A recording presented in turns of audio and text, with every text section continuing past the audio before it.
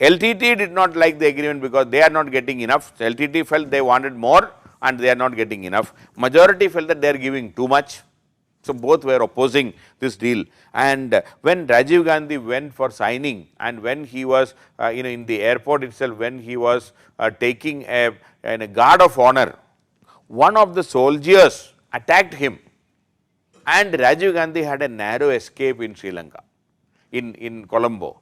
While he was walking, the Sri Lankan Jawan who was offering him the guard of honor used his gun, the butt of the gun, to hit Rajiv Gandhi from behind.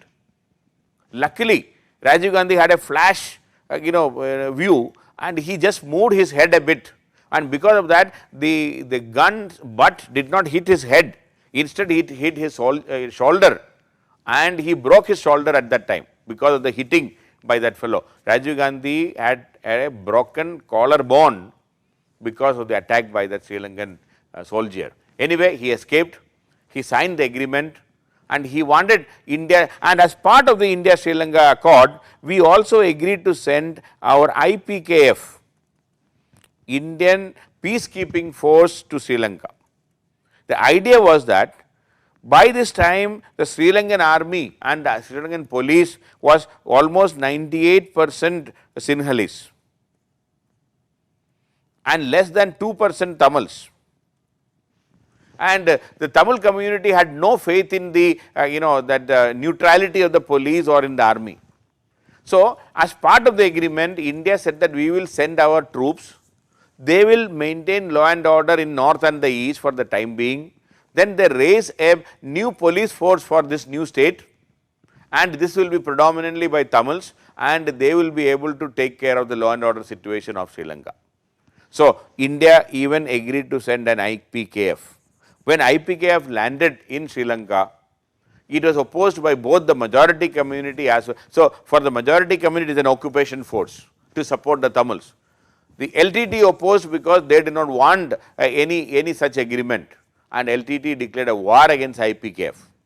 And unfortunately, the IPKF, the Indian Peacekeeping Force who went there, their main aim was to protect the Sri Lankan and the Tamils from the brutality of the majority community, and ultimately it ended up in fighting with the the Tamils, that means the LTT, and hundreds of, in that fight, in this brutal fight between 1987 to 89, hundreds of Indian soldiers got killed. We also managed to kill and control the LTTE, but we lost many soldiers only for the sake of the Sri Lankan Tamils. So, the peacekeeping force which we sent to protect the Tamils ultimately fought against the Tamils. So, it was a nasty war, and it is a unexpected turn and twist in the whole process. This is not what we wanted. This is not what Rajiv Gandhi expected.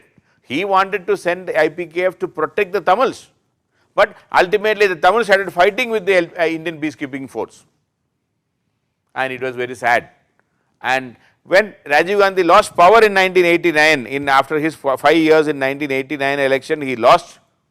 When Rajiv Gandhi lost the election, VP Singh came to power, and the moment he came to power, one of the first things he did was that he withdrew IPKF, and India-Sri Lanka peace accord failed, and it was not implemented. Even though 13th Amendment Act was passed, it was never implemented. So, with the coming of the VP Singh government in 1989 and the withdrawal of IPKF,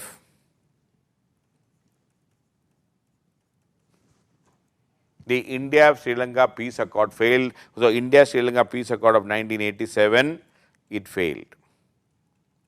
And by this time, LTT became a dreaded force, and it was a withdrawal of IPK was a victory for LTT. And not only that, LTT went on with their suicide bombing and killing of the Sri Lankan leaders, and ultimately that led to the killing of many Sri Lankan leaders, including the president of the Sri Lanka at that time, 1993, this Premadasa. Meantime, in 1991, during the parliament elections in India, VP Singh government fell within 10 months. Then Chandrasekhar government came, they also could not last. Elections were declared once again. Rajiv Gandhi was leading the Congress party at that time, he was campaigning, and it was expected at that time with everybody, in fact the public opinion, everything was such that in 1991 election, it was almost sure that Rajiv Gandhi will become the Prime Minister once again. He will get a majority, if not majority, he will be in a position to form the government. That was the understanding at that time. So, LTTE struck in 1991 during an election campaign. Rajiv Gandhi was assassinated by using a suicide bomber or a group of suicide bombers. LTT was responsible in the assassination of Rajiv Gandhi. And why LTT went for that kind of an activity? LTT did it because they knew that if Rajiv Gandhi comes back to power, and it was sure that he will come back to power, he will insist on the 1987 Accord. He will insist on implementing India-Sri Lanka Accord. He will insist on implementing 13th Amendment Act, and LTT did not want that. LTT wanted freedom. So, they felt that, Prabhakaran always felt that Rajiv Gandhi, it will be very difficult to prevent Rajiv Gandhi from forcing the Sri Lankan government to do and implement this. Rajiv Gandhi would have been taking it very seriously, because VP Singh did not take, but he knew that Rajiv Gandhi will come back and he will insist, because he was the architect of that agreement. So, that is why, to prevent Rajiv Gandhi from becoming the Prime Minister and forcing and implementing the 13th Amendment Act, LTT assassinated Rajiv Gandhi, and it was a big blow to India. It was a big blow to, even today, Sri Lankan Tamils have not got anything. If Sri Lankan Tamils can get this 13th Amendment Act implemented, if Sri Lankan Tamils can ensure the 1987 Accord implemented, it will be a big victory for Sri Lankan Tamils today. But they lost everything. It is the recklessness of Tamil, the LTT leadership. It is the recklessness of Prabhakaran that resulted in the abandonment of the 1987 Accord. He masterminded and killed Rajiv Gandhi only to prevent that agreement from being implemented. So, once Rajiv Gandhi was assassinated, PV Narasimha Rao government came to power in India, and we started a policy called hands-off policy. Hands-off policy. We decided no more, we will not interfere in Tamil issue, because we burned our fingers. Why fingers? We burned our hands and body also. We decided not to interfere in the Tamil issue. The first place, please remember, we were trying to support the Sri Lankan Tamils who are not even persons of Indian origin. Indian Tamils, yes, they are persons of Indian origin, because they migrated in the last 100 years. Sri Lankan Tamils migrated to Sri Lanka maybe 2000 years before, 3000 years before, we do not know. We should not have been interfering in the internal affairs of Sri Lanka in the first place. We can say it is a mistake, but we were sentimental about the problems of the people, of the Tamil speaking people, because they were not given justice in Sri Lanka. That is the truth. But LTT, the leadership which emerged ultimately, they destroyed everything, and they killed the leader, the very leader of India who really wanted to get justice to the Sri Lankan Tamils. But anyway, that is how the whole thing happened. That is history. We cannot change it. This is what happened. So, various calculations by various people, LTT's calculation was different, and Rajiv Gandhi was assassinated. And once this happened, and from 1995 onwards, Chandrika Kumaratunga government, India government, or the India-Sri Lanka relations were quite normal, and we declared that we will support a unified Sri Lanka. In fact, even 1987 Accord, we wanted a unified Sri Lanka where Tamils have justice. That is the idea. Even we reiterated and we insisted that this is what we want. So, the relationship was normal. In 2001, in 2002, in Sri Lanka, the issue is a Prime Minister can continue to be in power only if he enjoys majority in the Parliament. So, the ruling party lost the majority in the Parliament, and Parliament elections took place, and in the Parliament election the opposition UNP came to power as Prime Minister. President is continued as Chandrika Kumaratunga, because different election for president's post, different election for the parliament election. And in the parliament election, UNP got a majority and a leader called Vikramasinghe. Ranil Vikramasinghe became the prime minister.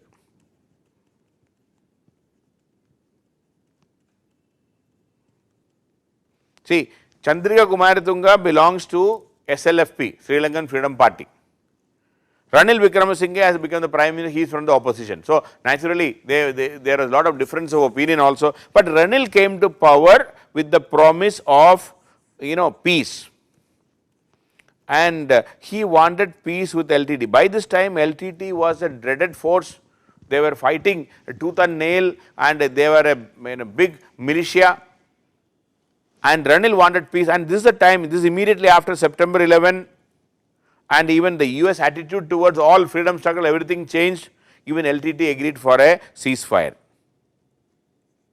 In fact, Ranil wanted peace. The global community, especially after September 11, they were talking about peace. Even a set of Norwegian leaders in Norway, Norway initiated peace process began in 2002, and a ceasefire was declared. And LTT started behaving like, so when the ceasefire was there, the LTT controlled areas, they started administering as if they got independence type, whatever it is. Anyway, meantime, in 2005, when Chandrika completed his term, this Mahinda Rajpaksha, his own prime minister at that time, her own prime minister at that time, Mahinda Rajpaksha, contested the election for the presidentship. Ranil Vikramasinghe contested from the opposition, and in that Ranil got defeated, and Mahinda Rajpaksha became the president. And the moment he became the president, I mean, many things happened, but he was a hardliner. He said no peace with the LTT and all. He said he will finish up the matter in a war. He wanted war, and this war, even the ceasefire was broken, and once again an open war between LTT and the Sri Lankan forces began. But by this time, LTT's problem was that LTT has no support from India. Earlier, LTT used to get a lot of support from India, but after Rajiv Gandhi's assassination, we stopped all support to LTT, including the Tamil people. No support for LTT, number one. Number two, after September 11, globally, it was very difficult for LTT to raise funds and all, because there was a global movement against any terrorist activity and all, because even US declared LTT as a terrorist organization. And earlier in India has declared even before that because of the assassination of Rajiv Gandhi. So, funding became a very big problem for LTT. But even then, Prabhakaran used to think that he can fight and win the war. Meantime, when Rajpaksha came to power, he took assistance from Pakistan, he took assistance from China, and he imported more weapons. And the LTT support base started shrinking because, the war was going on for many years now, and so many people got killed, and even he had problems in recruiting new soldiers for himself. Even he was accused of recruiting child soldiers and all, child soldiers. So, a lot of human rights issues against Prabhakaran. Funding was a problem, India is not supporting, and our Rajpaksha declared that an open war. He said no compromise, and he used that Sri Lankan forces, he allowed the Sri Lankan force to use their brute force, no human rights, nothing. So, the war continued, and finally, in 2009, in May 2009, the Sri Lankan army defeated LTT. Sri Lankan army defeated LTT. Prabhakaran and all the leaders were assassinated or all killed. They were captured and killed by the Sri Lankan army. No mercy. Even Prabhakaran's child, his son, all of them were captured and shot point blank. Prabhakaran's family, parents, all of them were killed by the Sri Lankan army. It was a war, a brutal war.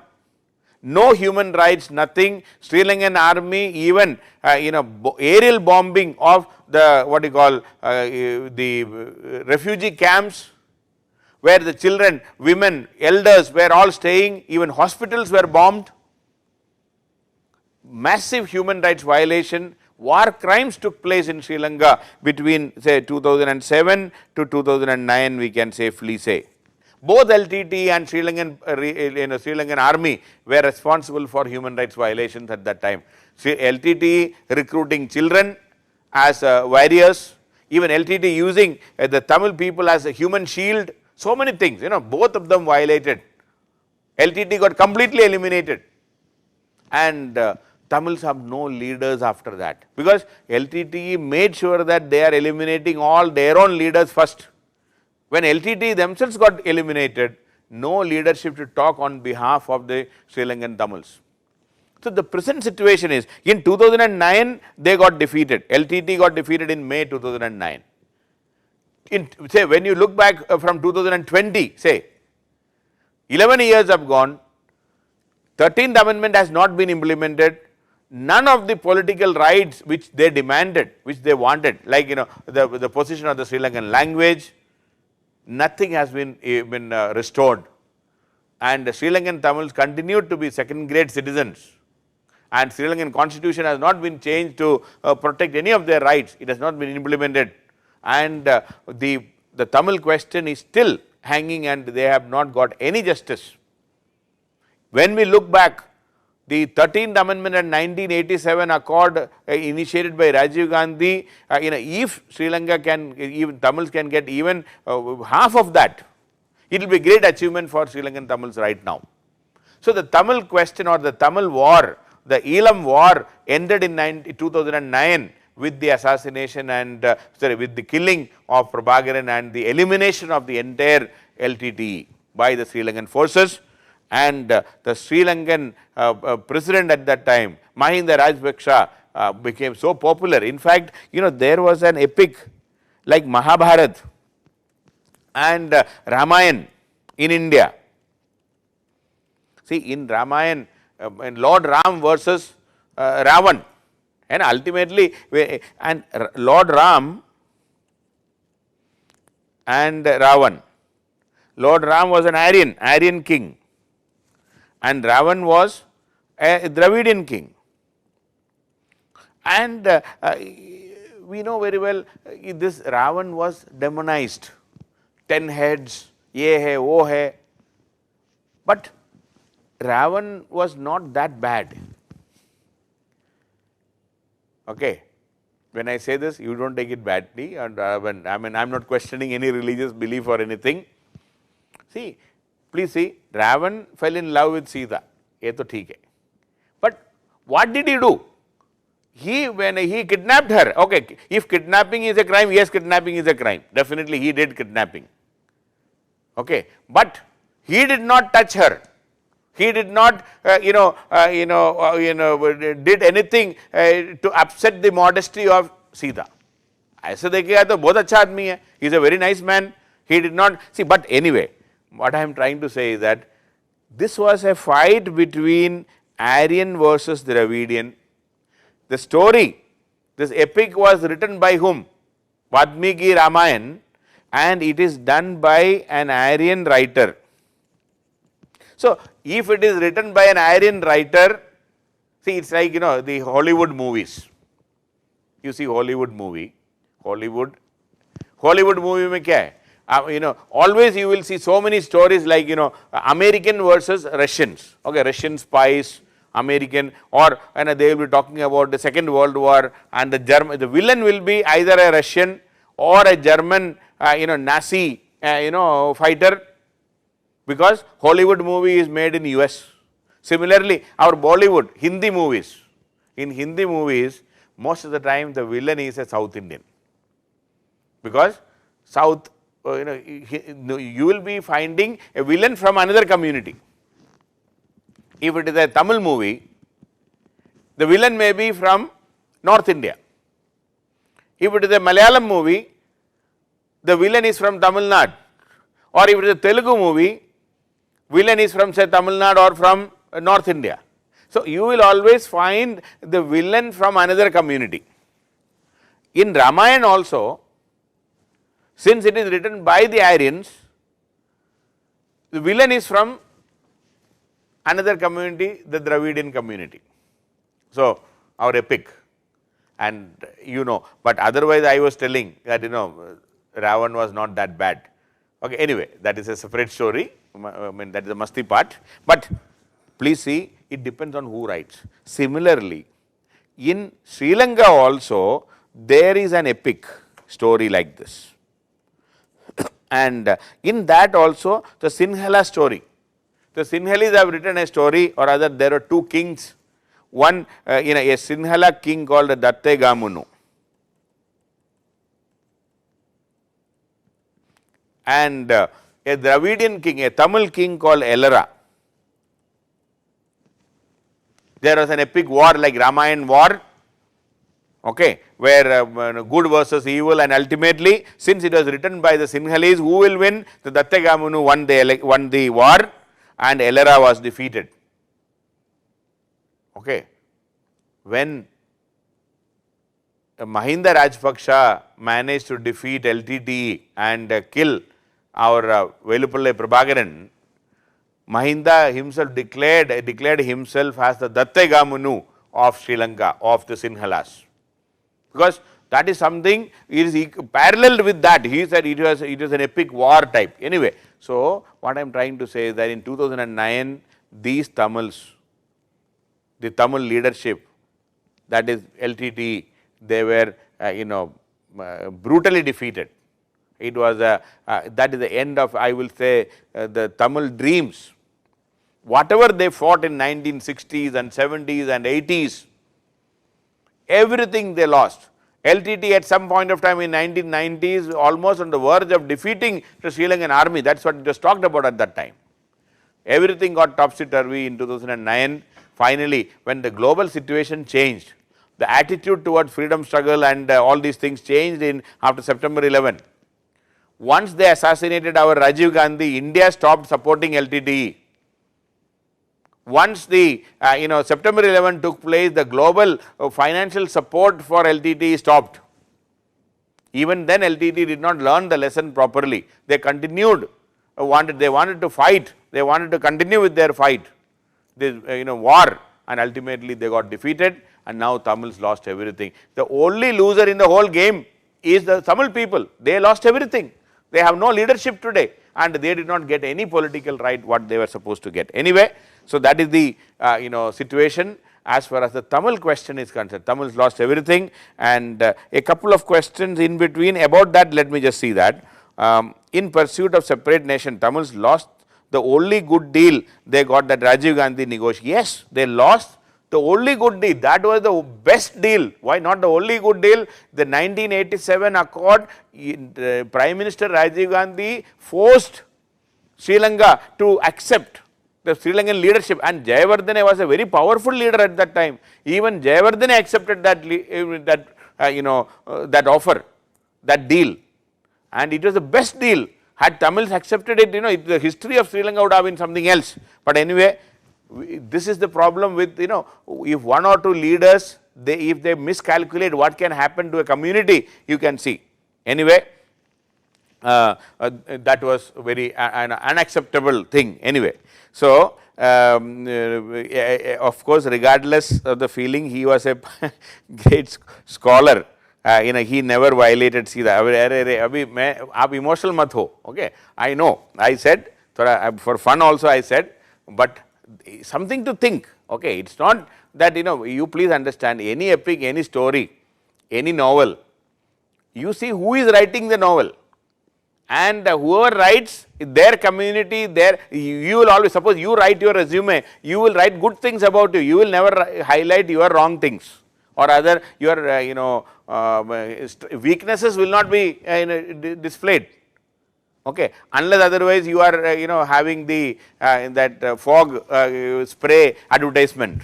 Okay, tell your strength, and you know the advertisement which is coming these days. Anyway, so otherwise this is something very interesting to think, just think how epics are written and things like that. When you write, you will write your good points, the other community is always bad, that is how it will be there. Okay. So, whatever it is, ultimately the LTT leadership's short narrow minded view has spoiled every show. Okay. So, anyway, that is the end of the LTT issue, and that is the Tamil problem. I hope you got it, and right now Tamils are struggling, they are not able to, the Sri Lankan Tamils, their rights are not been protected.